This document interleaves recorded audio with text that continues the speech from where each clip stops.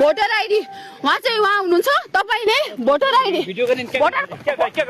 सबैजनाले सेयर गर्नु होला है उहाँ नै हो उहाँले चाहिँ मेरो मोबाइल सुत्दै हुनुहुन्छ क्या बबाल राजनीति छ समाजको लागि उदाहरणीय व्यक्ति उहाँ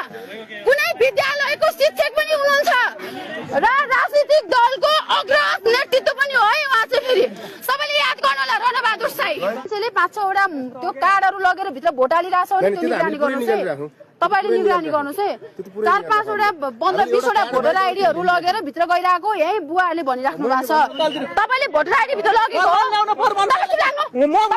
चुप लाग्दिन म व्यक्तिसँग कुरा गर्दैछु व्यक्तिसँग कुरा गर्दैछु चुप लाग्नु तपाई सामान बोल्ने विचार छ भने सामान तपाई चुप लाग्नु बोल्नु नबोल्नु गइ जाऊ तपाई चुप लाग्नु अरु हामी अलग तपाई चुप लाग्नु तपाई चुप लाग्नु तपाई चुप लाग्नु म चुप लाग्दिन किन चाहियो तपाई एउटा दलको मान्छे तपाई चुप लागेर बस्नु म छ कानुन अनुसार बोलिराछु मैले कानुनमा टेकेर बसिरहेको छु पहिला निष्कर्ष निकाल्नु के हो म व्यक्तिसँग कुरा गर्दैछु त उहाँ किन बोलिराख्नु भएको छ म उहाँसँग कुरा गर्न खोजिरहेको छु किन बोलिराख्नु भएको छ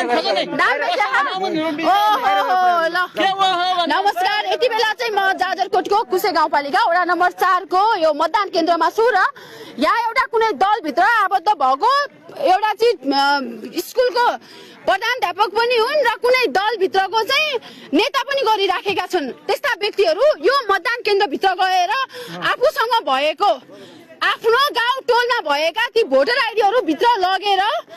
चाहिँ जम्मा गरिराखेको यो कतिको चाहिँ सही कुरा हो कानुन अनुसार यो गलत हो कि सही हो भनेर